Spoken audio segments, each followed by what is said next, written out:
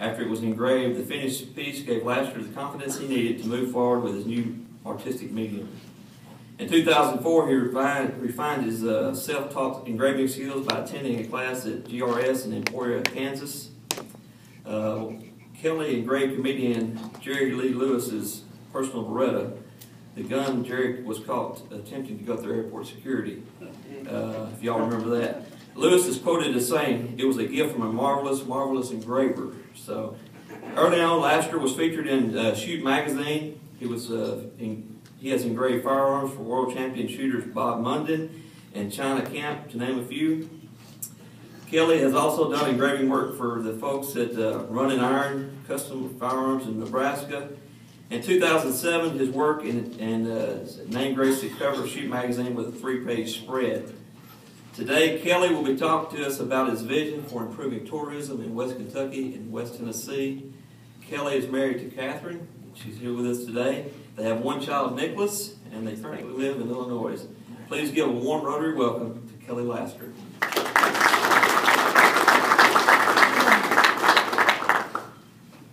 Thank you. I got this little portable mic here, so I can move around a little bit. But I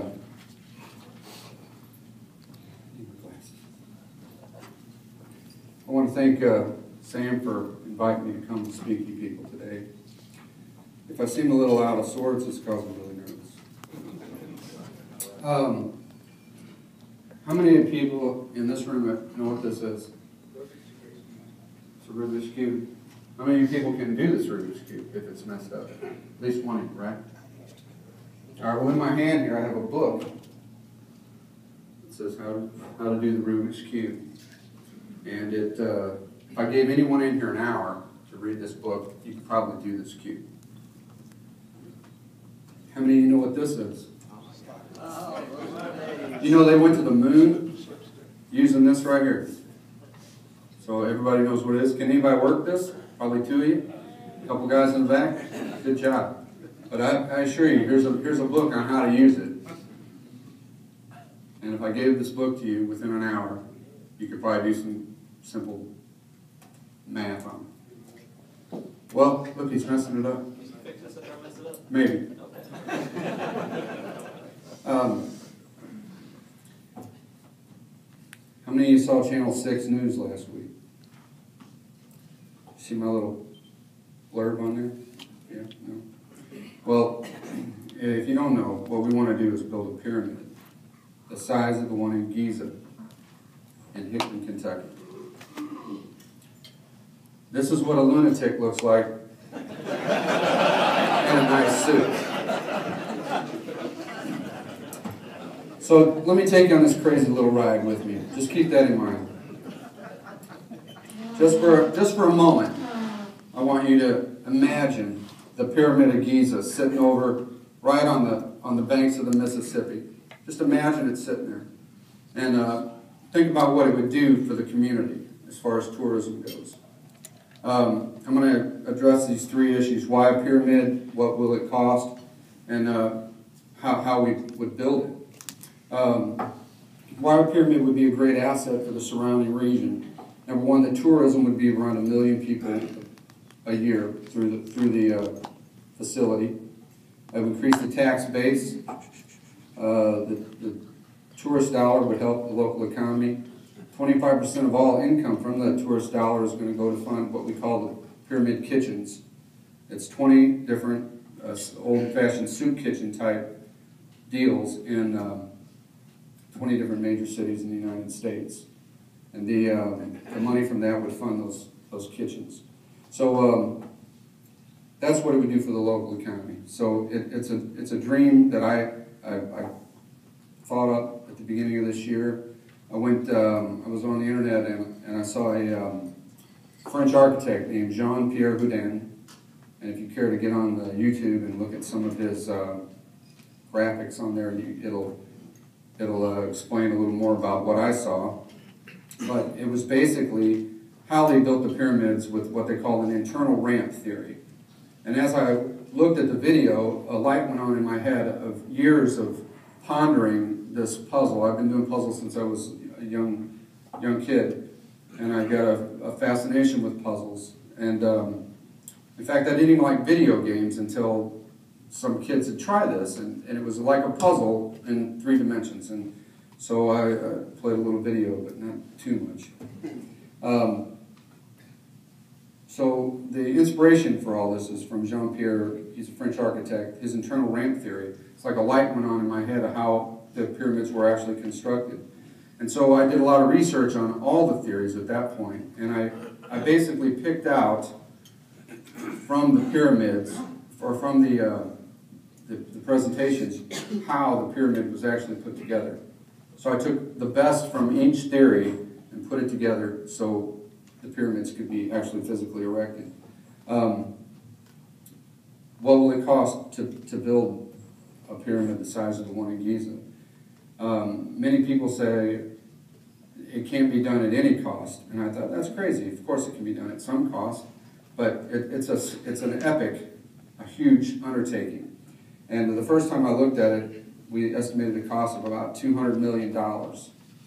And then I realized that it would be smarter to buy a rock quarry than it would be to buy rock. And then when you're done, sell the rock quarry for your costs. And the same with sand. Instead of using sand, buying sand, you buy a dredge instead of the Mississippi River and get all the sand you want for free and then sell the dredge. So it was those type of activities. I reworked it all and I got it down to $67 million. And then I just found out from, there's a friend of mine in Ameren in Illinois said, Kelly, there's someone I want you to talk to. He put me on the phone with his boss, and his boss says, we burn coal. And when we burn coal, we have a byproduct, a waste byproduct that they use to make a concrete type substance with. And I said, well, tell me about it. And he did. And basically, the state of Kentucky does the same thing. They have this waste product. And as long as it's safe to use, we're considering using it instead of sand to do this, and it'll cut the budget even further. And it takes our total cost down to $32 million. And if you look at $32 million for 5.5 million tons of material, which is what the pyramid will weigh, that only equates to $5.80 per ton. I think that's less than a truckload of sand. Does anybody know what a truckload of sand costs? This whole room? Nobody? I guarantee you're going to pay more than $5.80 for it. So the estimated yearly income off the pyramid, if 1 million people went through it, would be around $20 million, like I said. And there's very low maintenance. And if we only owe $32 million, $20 million a year wouldn't take long to get us in the black. We currently have a website where we sell t-shirts. You can see one over there in the little pyramid model. We sell t-shirts, and of course we got to sell a heck of a lot of t-shirts to make $32 million. But the truth is that the t-shirt sales right now is just paying for our expenses and things of driving to make presentations and things of that nature. But it is helping a little bit. But of course the budget's not even begun. We're currently producing a TV show called Pyramid Impossible that hopefully will bring attention to the project as well as help find the right person or persons to partner with to fund the project. The Pyramid Project TV show will have, it'll be a half-hour show, but it'll have a 2-segment. First segment will be it'll be intermixed, but it'll have 2 parts intermixed. Will be an actual where we go to experts and we ask their advice on engineering and math that's involved in all the different aspects of building the pyramid, the problems we'll come up with as we're building it, and also a promotional aspect where it'll show us putting together the t-shirts and the logos and trying to raise money and that type of thing. It'll take, we've got 26 shows written, and at the end of that 26 shows, hopefully somebody out there in the United States that's seen the show will come up and put some money up and we can start actually building the project. After that, the 5 years following that will actually be the building of the project. So I've addressed the 2 issues, why pyramid and what it'll cost to put together. And now I'd like to talk about the fun part, the actual building of the pyramid. I've got some just kind of notes here I'll read to you, and then I'll show you some stuff on my little diagrams and models over here, and then I'll put it open for questions.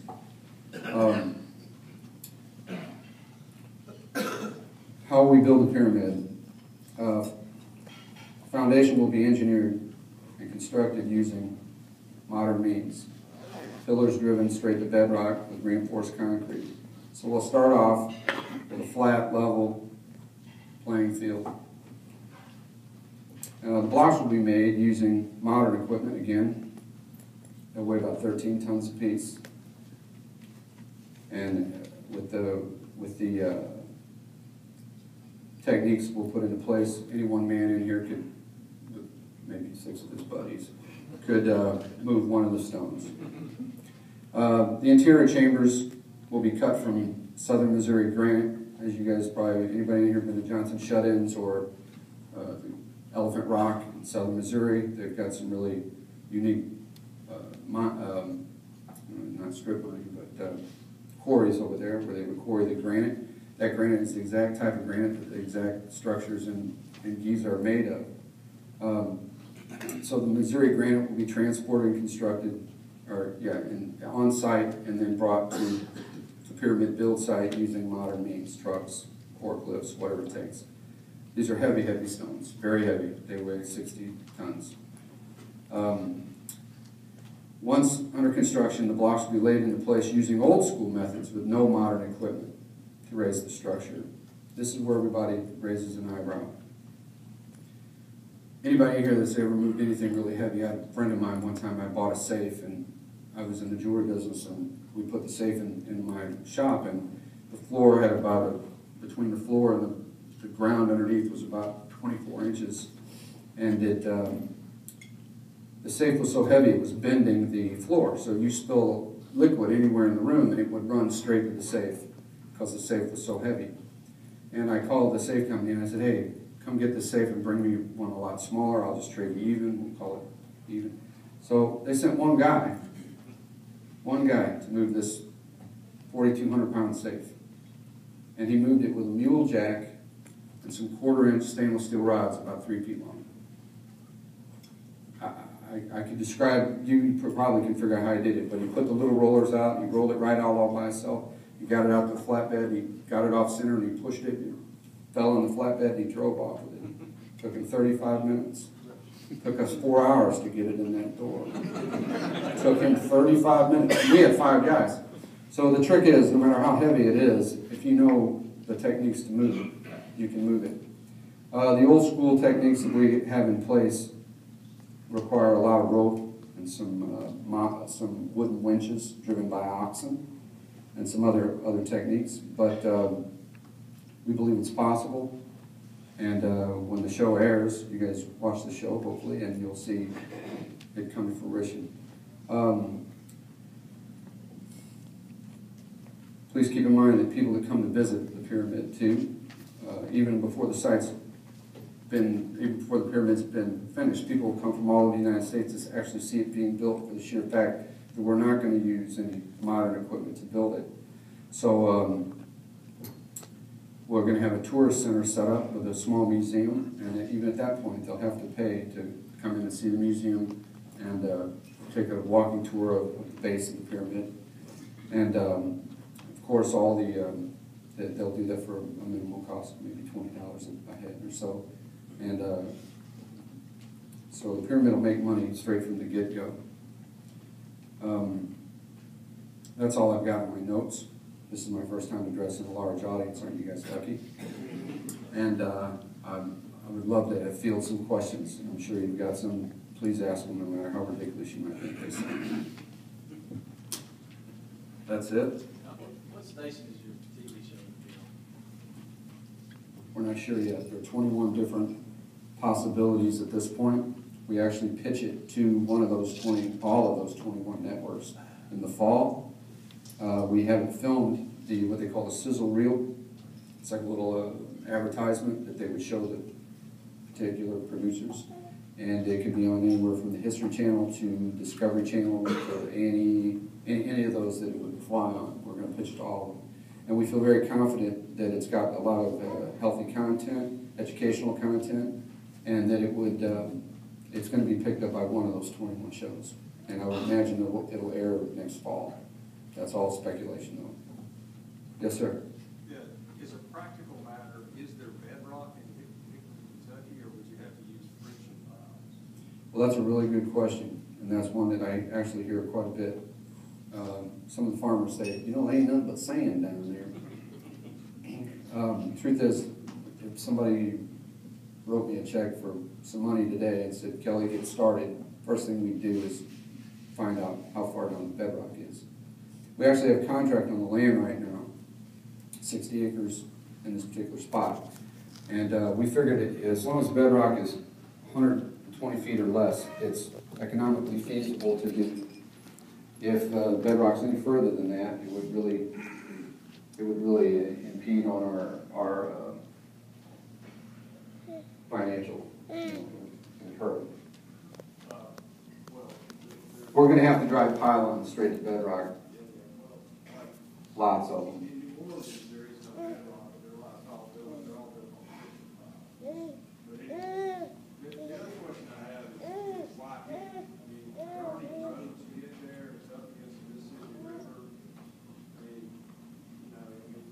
That's actually the second question.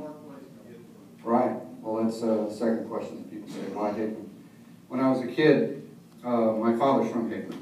And when I was a kid, I remember going down there and getting my hair cut at the barber shop, and just life in Hickman, a little small Kentucky town, and there's nothing down there now.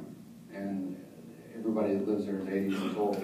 And in 20 more years, Hickman won't be there at all. But if we put this pyramid down there, it'll revitalize the town, and the young people that grow up there won't have, there'll be jobs there, there'll be reasons to stay there and not leave, and maybe even be appealing to people to actually move there. And I think it would revitalize that entire end of the state, and then work it this way. In answer to your question, why Hickman, I have a soft spot in my heart for Hickman, and I think it needs help. Yes, sir. Get the backing for this thing, to get this rock, this granite from Missouri, we know a guy here that can help you dig a tunnel under Mississippi. All right. We'll take any help we can get.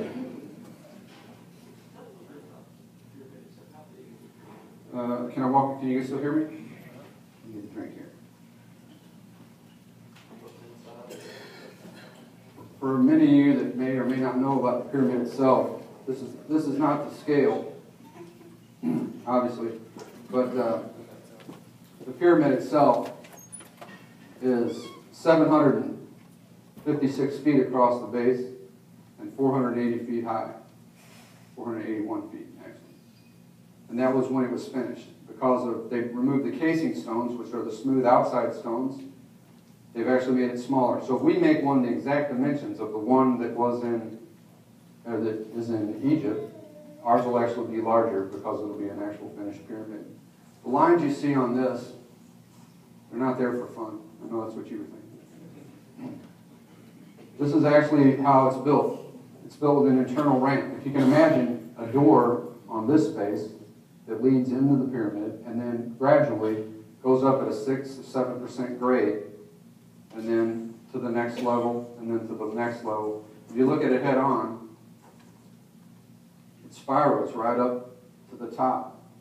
Well, that's how the pyramid was made.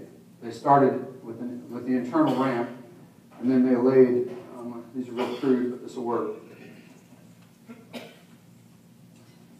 Say this is a corner section, and they laid more block. This represents this little block right here. Okay? And they left the space open.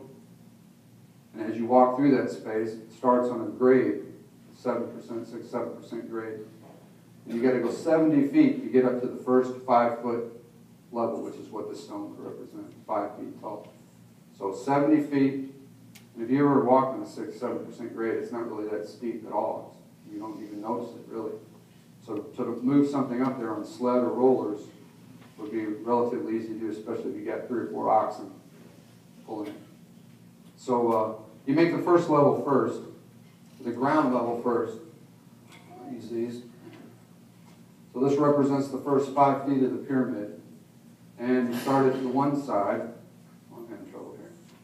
You start at the one side, and then as you get this side completed, bang. Then you do the next layer, and then the next layer, and the next layer, and the next layer. So you really only complete one 5-foot layer at a time as the pyramid progresses upward. Now the deal is, you've seen maybe giant ramps that start, in retrospective scale, way out here, and it takes 8,000 feet to get up, to the top, and that's how they did it.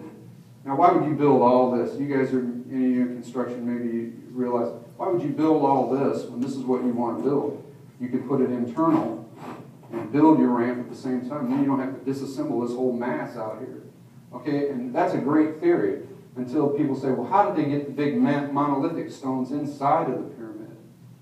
And the problem is that the big stones wouldn't fit inside this little opening here, and for sure couldn't make the corners because they're, 30 feet long. So if this is the scale of the blocks that form the outside of the pyramid called the casing stones, this would be to scale for one of the monolithic stones that's inside of the Great Pyramid. Now you got to understand, if this is 5 feet, and we go over here and start building, that pyramid, the base of that pyramid at 5 feet is going to stretch from here to the other side of the room. That's the scale. That's one side.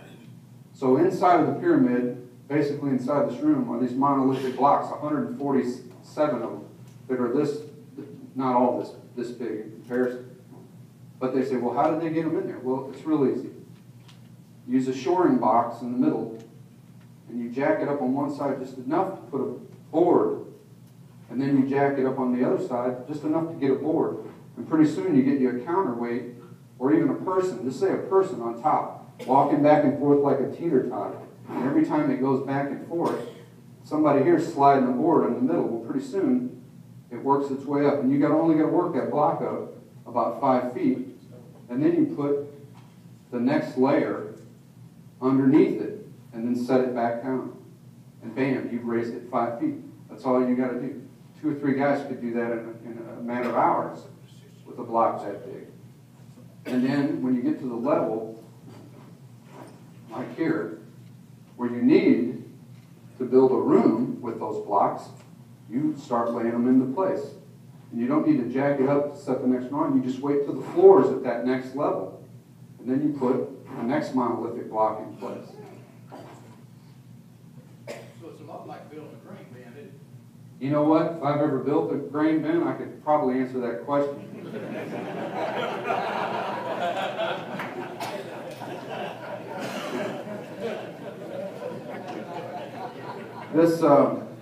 This model here, I'll let him go for a second.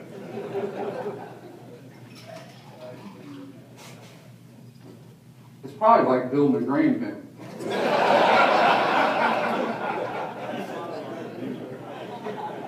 Now I'm bringing these enormous, did I answer your question? Now I'm bringing the small block that we're building each layer of the pyramid with. When we bring the small blocks into the internal ramp, and as they come out the top, they get put into place. Well, on each corner, can everybody see this? Yes? No? You guys in the back? You come up and look at it later, I'll leave it here. On the corner, this right here represents one of these corners, where a 90-degree turn will have to be made here to go in this other direction, like that. So you come up this way, make the 90-degree, come up, head in the other direction. And what's going to happen is a rope is going to come through this opening here, and on top of that opening is a keystone. So then the rope would come down and wrap a couple times around a wooden winch device that you got some oxen pushing around in a circle. And that rope slowly moves, but with a lot of torque, so you can put a lot of weight on it. And since this pyramid, the longest stretch is the very first one, because you're at the very bottom. So that's your longest stretch, and it's 756 feet. So every 100 feet, you have one of these blocks attached to that rope. And that baby continues to turn very slowly.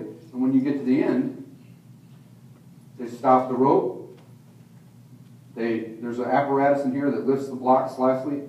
It'll be on a sled, a small sled. You like my sled? And it'll lift the sled and then turn it in the 90 degree that needs to go. It'll be attached to a second rope, which will come through this hole and go up to the next level. And on those corners, at each set of corners, the stones will remain open. Now, the guy that had the theory on this, he left the entire corner open. But you see, these stones above depend on the stone below for support. So you have to have it covered and then put the keystones in place. After the entire thing's built, you're going to end up with this structure with all these little holes where these ramps are. And then what you do is, you put one stone in, you take it to the top, and you fill in that hole from inside out. You put the block in place inside, and you fill in that hole, and this worked in rehearsal. John Cameron Swayze said that. Anyway, the block comes in from I can't quite get it. And there you go.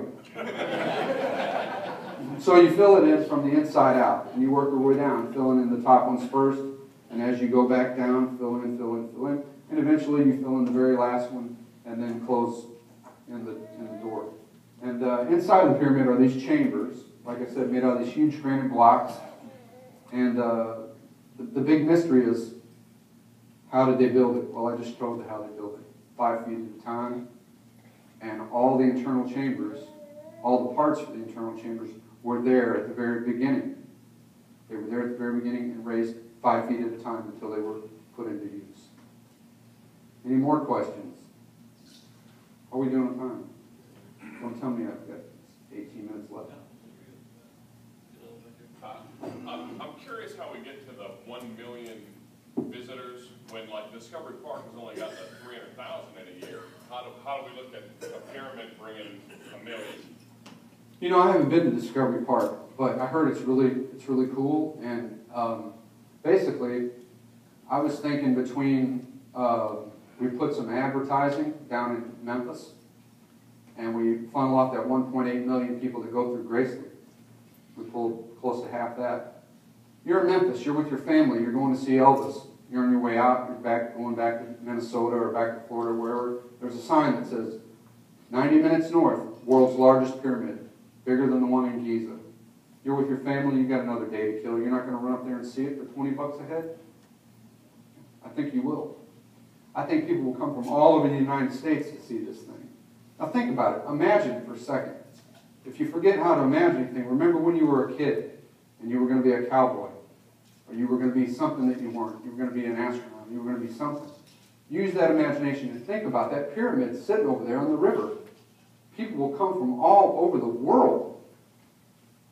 Let me ask you this simple question. How many people in here right now would like to go to Egypt? If I said, we got a Lear jetway out there, we can take everybody, you'll be back tomorrow afternoon. How many of you would go to Egypt? Well, I'll be able to keep my hat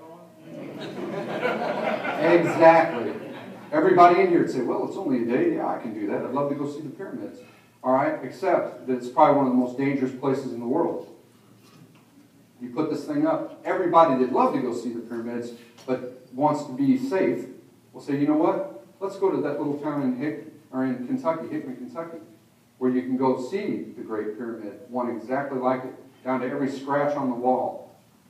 When we start building this thing, I budgeted for teams of people to do nothing but recreate the interiors exactly especially the chambers, out of the same material.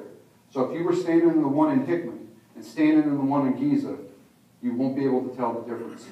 They'll be the exact size, same shape, same construction, and if we can find out what it smells like, we'll probably try to get it to smell like that too. But yeah, everybody would go if they could, but I think it's going to be a point of destination for vacationers all over. I think 1 million mark is conservative. Nobody else? I'll be up here. If anybody has any questions, I'll be up here for a few minutes. Thank you, sir. Thank you. You got the last draw name out of that. You You're gonna give me $50 if I draw a name on it?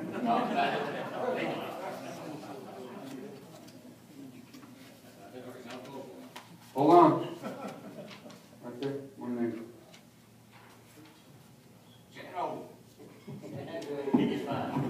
Sorry, Chad. Chad's gonna come punch you in the stomach after this, I see that. Kelly, I have no doubt that when this thing gets built, you will have 1 million visitors. My brother once drove 6 hours out of his course to go see the largest ball of twine. I can guarantee you someone will drive 3 good ways to go see a pyramid.